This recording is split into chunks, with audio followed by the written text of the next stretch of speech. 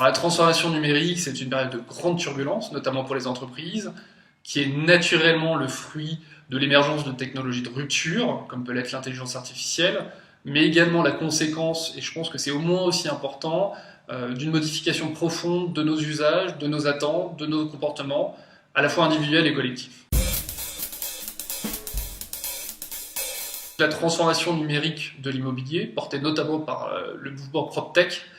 il va se faire à 3 niveaux, de façon assez classique. Un premier niveau qui va être un niveau technologique, avec tout ce qui va tourner autour de la data et également de la blockchain, qui vont avoir des impacts assez profonds sur l'ensemble des pans du secteur. Tout ce qui va relever également d'une disruption en termes d'expérience utilisateur, avec notamment l'apparition de nombreux acteurs verticaux qui viennent adresser un point précis du parcours client et optimiser de façon assez drastique l'expérience utilisateur proposée historiquement. Et puis enfin, au niveau des business models, avec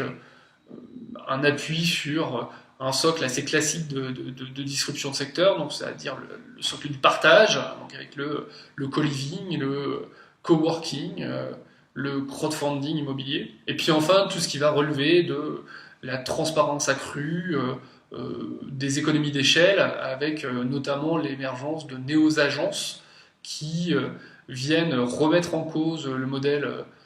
usuel du fonctionnement de la commission pour travailler sur des logiques plus forfaitaires.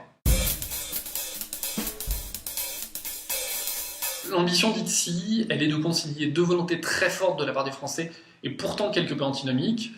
Celle d'une part d'être propriétaire, d'accéder à la propriété, tout en étant d'autre part toujours plus mobile. Donc ce que nous voulons, c'est permettre aux propriétaires de déménager un peu plus que 4 fois au cours de leur vie, et nous souhaitons pour cela nous attaquer à ce que nous estimons être une anomalie du marché,